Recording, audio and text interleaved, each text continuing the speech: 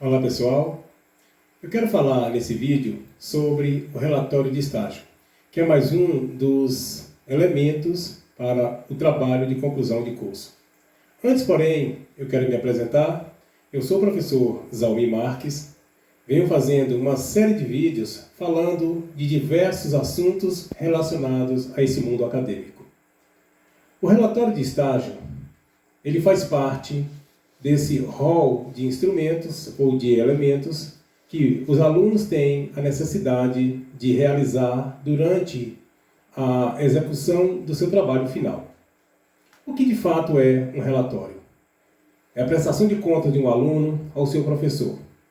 Lembrando que é de suma importância que o relatório de estágio seja construído ao longo da execução da prática de tudo aquilo que foi estudado ao longo do período que o aluno fez o seu curso.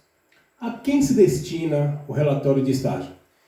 Especificamente e particularmente ao professor coordenador de estágio, que será o responsável para ler todos os trabalhos e perceber se o aluno de fato conseguiu assimilar aquilo que foi estudado, aquilo que foi trabalhado. Qual é a estrutura de um relatório de estágio? Repare bem, todo trabalho ele precisa ter uma parte teórica, uma fundamentação teórica. E nessa fundamentação teórica, nós precisamos dividir cada passo, cada etapa. O relatório de estágio ele tem a introdução. O que é a introdução de um relatório de estágio? Veja bem, vamos aqui tomar como exemplo um curso técnico, seja ele de enfermagem, seja ele radiologia. O aluno, ao longo do período que está estudando, ele entra em contato com diversos conceitos acerca daquilo que é o seu objeto de estudo. Na hora de produzir o seu relatório, ele vai trazer na introdução a importância daquele estudo ou daquele período de estágio para a sua formação profissional. Veja que nós temos aí o objetivo geral. Esse objetivo geral refere-se especificamente ao que de fato é aquele relatório. Esse relatório se destina a quê? Então, nós temos aí o objetivo geral. O que são os objetivos específicos? O aluno, independente do seu curso, ele vai passar por etapas, por fases. Em cada fase, ele tem um objetivo. São objetivos específicos. Vamos tomar como exemplo um professor que está fazendo um curso de licenciatura. Durante a construção do relatório de estágio, ele vai ter etapas, e essas etapas referem-se aos seus objetivos específicos. Assim também como o curso técnico. Cada fase, cada etapa, cada estágio, ele é um objetivo específico. O que é a fundamentação teórica? Propriamente e especificamente dizendo, a fundamentação teórica é quando o aluno entra em contato com teóricos, estudiosos, pensadores, que trataram daquele assunto, que trataram daquela disciplina, que trataram daquela matéria de estudo. Por exemplo, um professor de língua portuguesa vai recorrer aos teóricos de língua portuguesa, um professor de matemática, de história, geografia e assim por diante.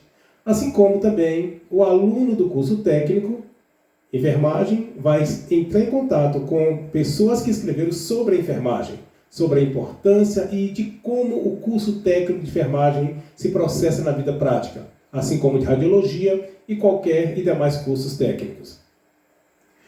Na fundamentação teórica, é sempre bom lembrar que o aluno vai trazer para o seu trabalho as citações desses teóricos, mas ele precisa fazer comentários. Em cima de cada citação há um comentário do aluno.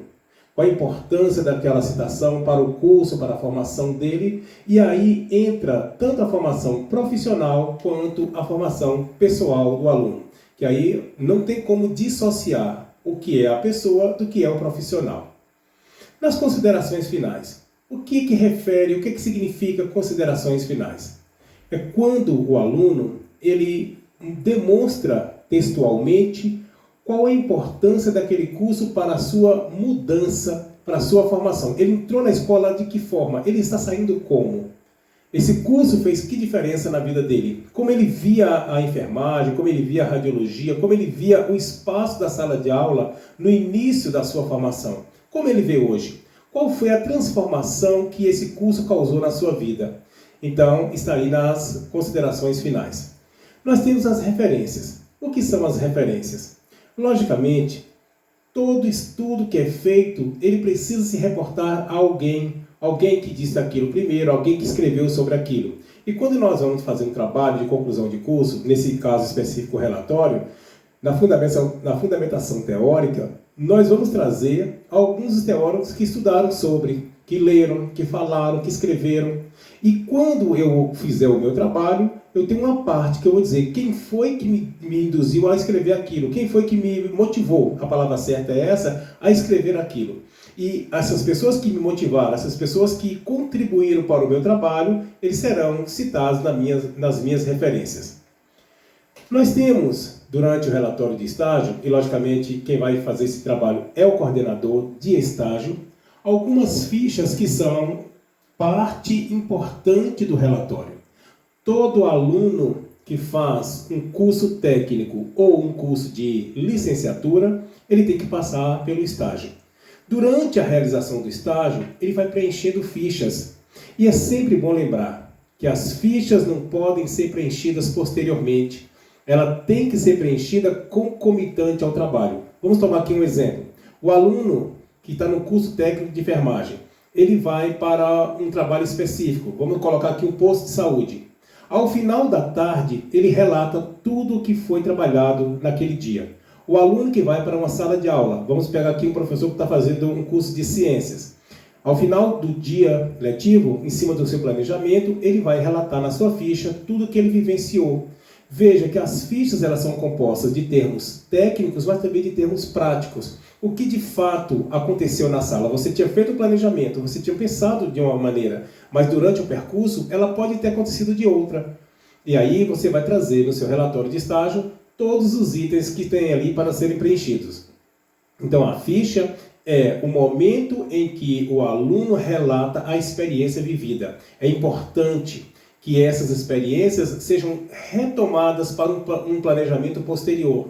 E, voltando a repetir, não deixar para preencher tudo ao final do curso. O aluno perde muitas informações importantes.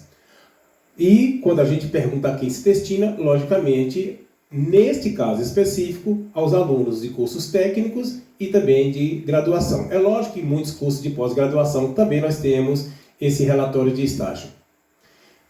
O relatório de estágio, ele é um trabalho de conclusão de curso. E como tal, ele precisa seguir normas. E as normas de como formatar um trabalho, ele precisa estar dentro da ABNT, que é a Associação Brasileira de Normas Técnicas.